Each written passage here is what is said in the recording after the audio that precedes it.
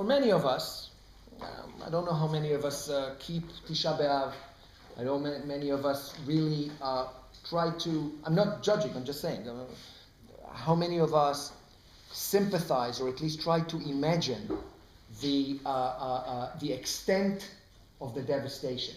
Unfortunately, most people, when they think about the destruction of the Second Temple, they think exactly about that. The destruction of the Second Temple.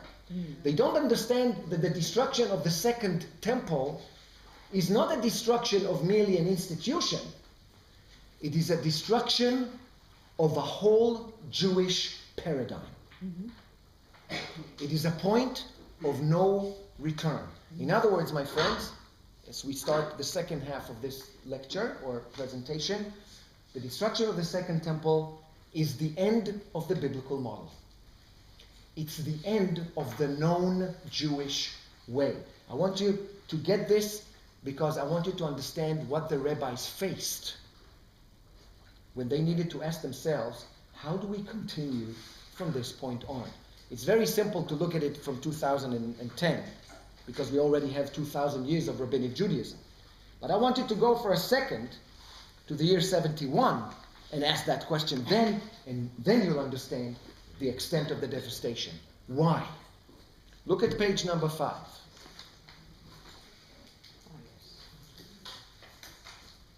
Each and every known axis mundi that is responsible to negotiate the relationship between the people of Israel and God, tell them about their envisioned trajectory, and guide them towards a better fulfillment of the divine pledge, is destroyed.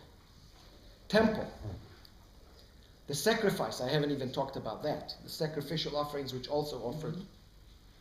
The priesthood. The land, you're exiled. No more royalty, no more kings, no more prophets. Again, no temple, no sacrifice, no Kohanim, no land, no royalty, and no prophets. Can you give us some very brief background on sacrifice? Can you give a moment on sacrifice? First of all, if you look at the biblical language, 80% of the words that are used to describe sacrifice etymologically stem from roots that have to do with drawing near. Korban is karov, tnufa is lehanif, to lift, and harama, to bring forward. Okay? By the way, that's another lecture, but when you read Genesis 22, the binding of Isaac, right? It starts with the verse, ויהי אחר הדברים האלה והאלוהים ניסה את אברהם. Most translation translate the word nisa into tested. And God tested Abraham. If you read Rashi, Abarbanel, and others, they take it completely different. Nisa is from the word nes, which is not a miracle, but rather, and we have other examples, nes vadegel, nes is a banner. A banner is something that is lifted up. So Abarbanel says, or Rashi says, nisa milashon harama v'gdula. Nisa is from the word to lift up, to bring forward. Abarbanel says it more poetically. He says, some say that the samech should be replaced with a sin, and the hey should be replaced with an aleph. So nisa and nasa is actually the same idea. The word nes, by the way, in the Bible means degel, banner, which is lifted up. So now they come and say the whole story of the binding of Isaac should be understood completely differently. God does not test Abraham, but rather lift him up to see a certain truth. And Abraham knew right from the start where this whole trajectory is going. The one who was being tested actually in the binding of Isaac is Isaac. That's a different lecture. So what I'm telling you here is that what we're talking about when we talk about sacrifice is a ritual that aims to draw near to God and in result negotiate the relationship with God and know where you need to go. That's why I called it another axis movement. To my personal perspective, Judaism is so much about sanctity of life that it seems so strange that was an integral part of our past. You mean the killing of animals? Again, it depends from where it depends about your vantage point. When you say Judaism is about the sanctity of life, I can tell you that if you look again at the evolution of Judaism, if you look at the biblical narrative, there are many examples, one of which is, for example, the book of Joshua, which might raise an eyebrow. In other words, whose life are we talking about and whose sanctity of life? So that's one question. And I don't want to unpack this at this moment because it's a whole lecture and a whole debate unto itself. Second, the value of human life is not equal to the value of animal life. That's another issue. But, for example, if you look at the book of Joel, the prophet Joel, chapter 3, if I'm not concerned, there's a verse there that says, Neshalma parim sfatenu. Let our lips pay sacrificial homage. Which the rabbis then will translate. By the way, this very verse will become one of the major subsorals for the rabbis to come and say, with the destruction of the temple, liturgy, prayer now becomes the sacrificial, and that's why Shacharit, Mincha, and Ma'ariv, which are the three prayers that you pray a day, are taken, precisely the words are taken from the three sacrificial offerings in the temple. The morning offering was called Shacharit, the noon offering was called Mincha, and the evening offering was called Ma'ariv. That was sacrifice. Okay?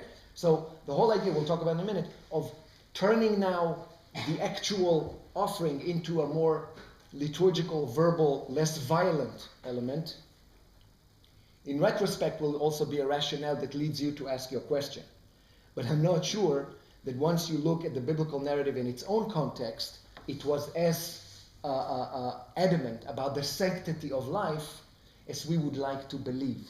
In other words, I would challenge a romantic rendition of that notion. It is an evolving one. That's as much as I can say in such a brief time.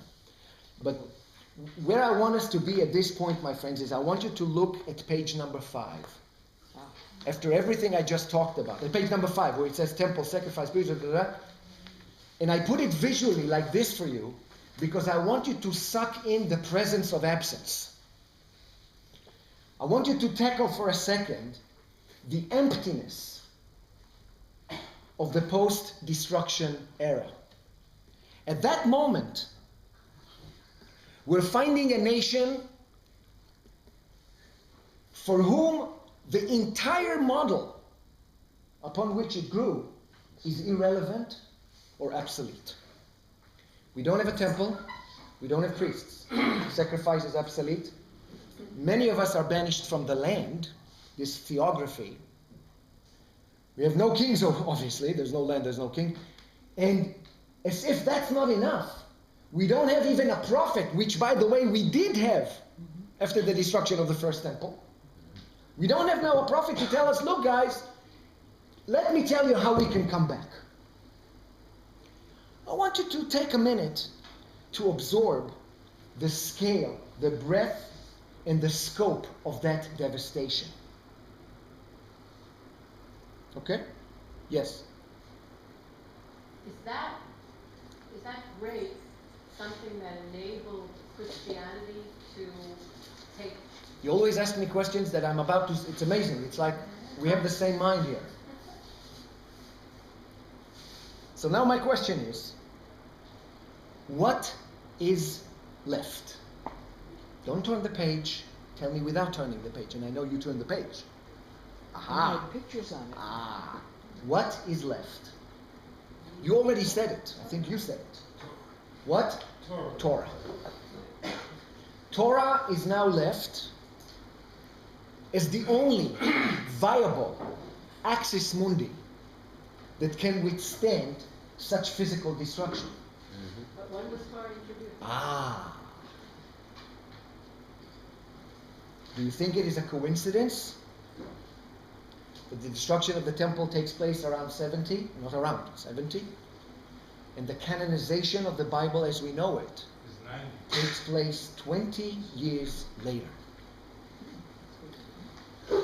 One of the reasons for which, my friends, and now we go to your question, my dear,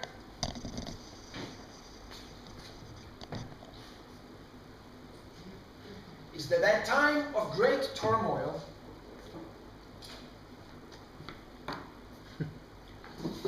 Judaism is torn apart. People now ask themselves, How do we respond to a calamity of that magnitude? Trust me, they're not able to articulate that question in the way I did it for you.